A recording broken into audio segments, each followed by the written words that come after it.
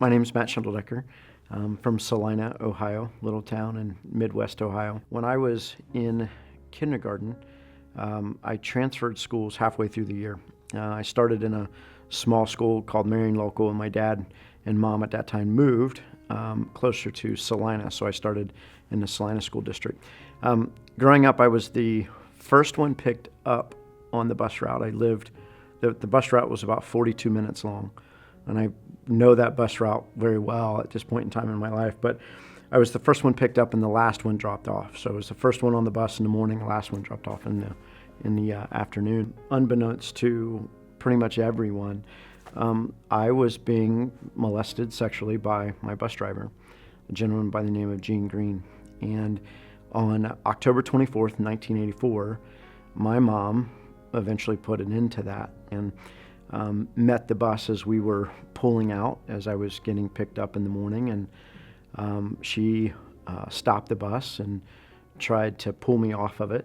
At that point, my mom was mentally unstable at that time. She had some issues with a stroke and whatnot, but she was lucid enough to know that there was something very wrong happening to me, and wasn't sure what it was, but she's going to aim to stop it. So she was literally trying to pull me off of the bus at that point, and Jean had stepped out and said, "Hey, that's not going to happen," and she shot him 3 times as I stood and kind of watched this whole thing transpire. That's where kind of the story, my life story, started from that day forward.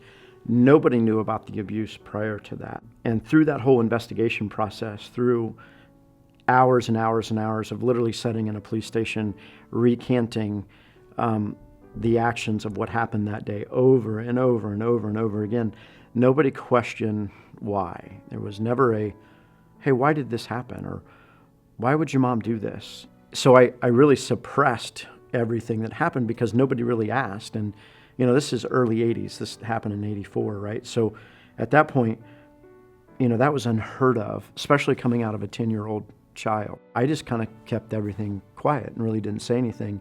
And the detriment to that just built, as a young teen, I did everything I had to do to forget that moment. In my mind, I had to make everyone happy.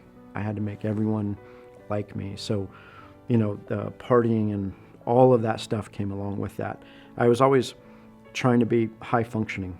I would go to school, do well in athletics, do well in the party scene. That carried on into college. I played baseball in college, do well in athletics in college, do well in the party scene. Carried on into work.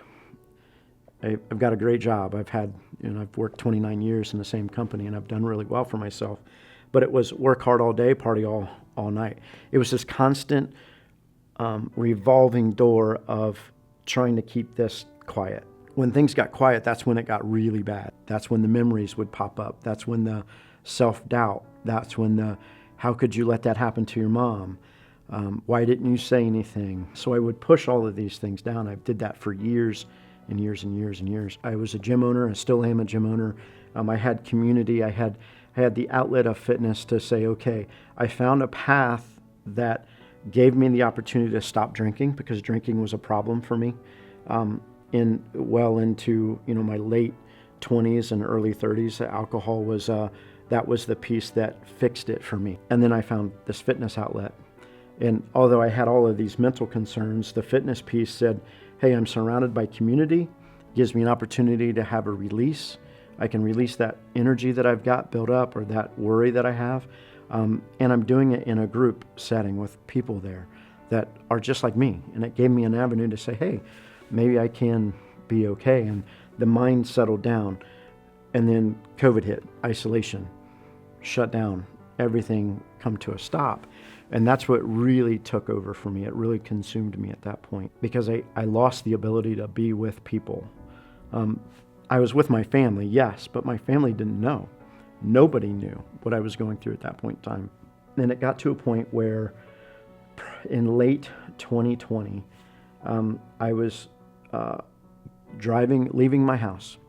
I was accepting an award from my company. It was it's our highest sales achievement award that the company can give. And I was accepting it that day. And I left the house because I'd had a rough night the night prior to that, couldn't sleep. Just everything in the world, seemed to be crashing down on me. Realistically, it wasn't, but in my mind, nobody wanted to be around me.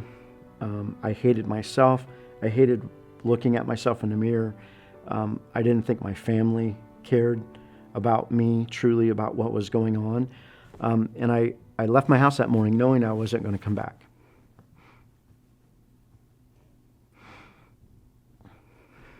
I had everything that's needed. I had the perfect recipe. I had all the self-doubt in the world.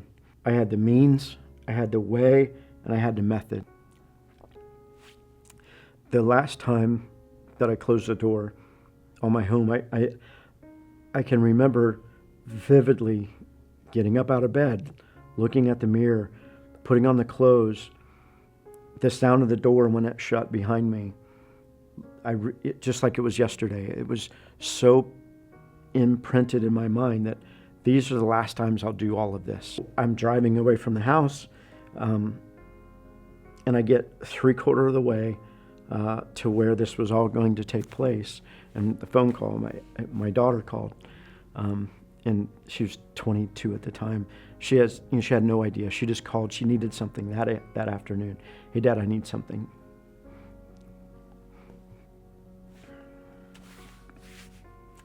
And for the first time, maybe ever, I all of a sudden felt needed by someone or something for something. I felt like, okay, that's different. Prior to that, I was just a nuisance. I was in the way. I was too loud, too rambunctious, too all of these things. But to some person,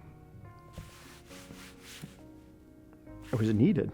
And it slowed me down enough to say, okay, I can get through one night. I can get through this night, just this night. And then we'll take care of things after that. And what I realized when I got home, I took care of everything. At that point, our gym opened back up, and I went to the gym, and I surrounded myself with 3 or 4 of my closest friends in this world.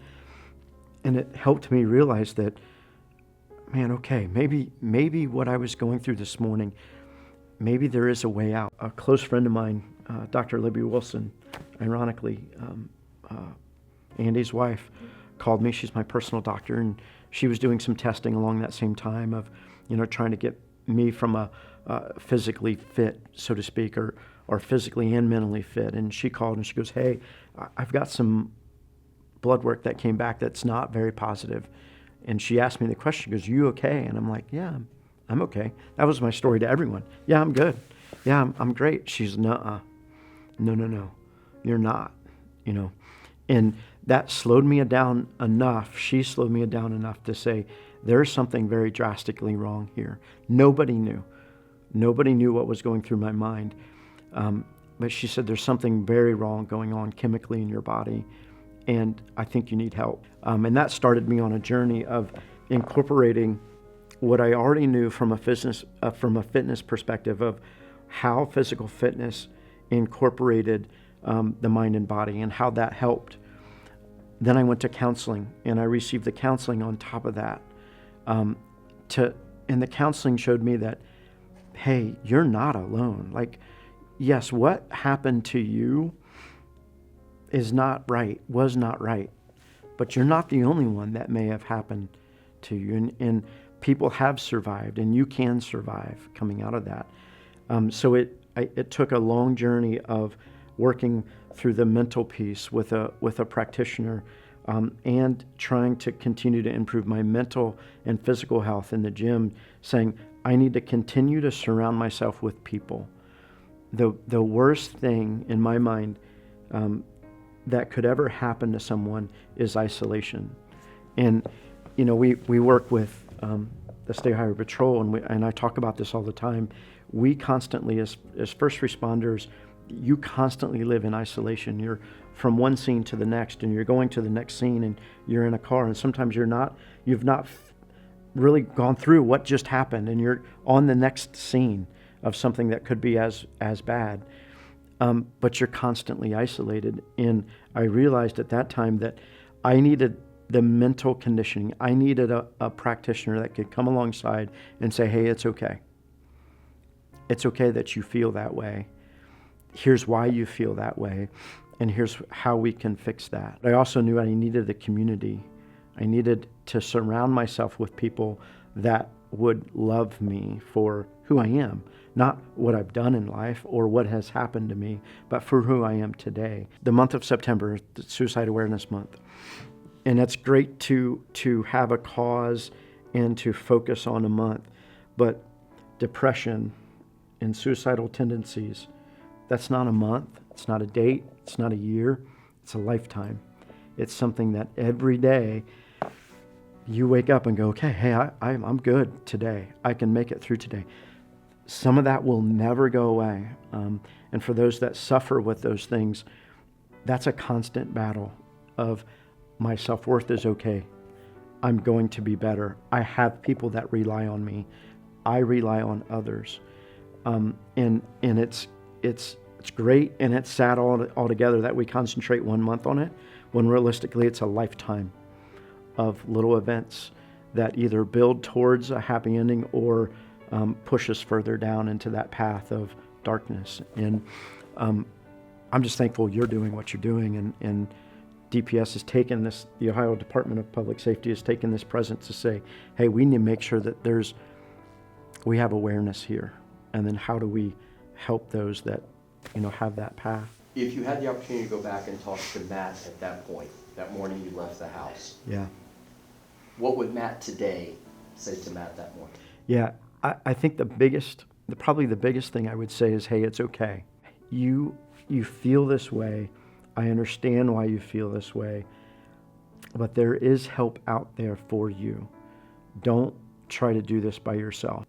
I know now, every time that I leave the house or every time that I leave my clinician's office, she looks at me and she says, you've got your person, right? And that one person, if I can implore anyone that's in the position that I was, have an out. Have that one person that you can call no matter what, no matter when. If that phone rings, they'll answer it, because that single phone call could save a life. And so we kind of laughed. She's like, hey, you got your person? I'm like, yep, I've got my person. I know who that person is. And then I tell that person, I've already told that individual that, hey, if this phone rings, pick it up. Like, I don't care where you're at or what you're doing.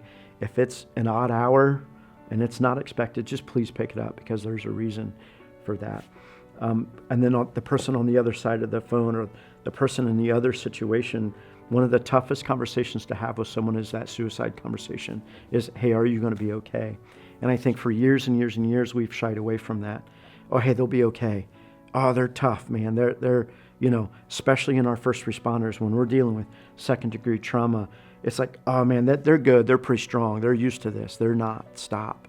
What you need to do is ask that question. Hey, tell me, are you feeling okay? Are you feeling like today you're going to hurt yourself or hurt someone else? Because I need to know, because I want to protect you. You can't shy away from that. You have to attack it, because you could be the only thing. As that person walks away, that might be the last line of communication.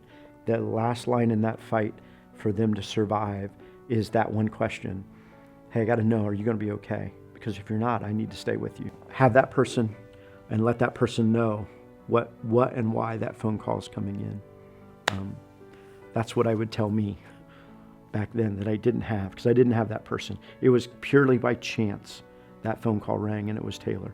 Purely by chance.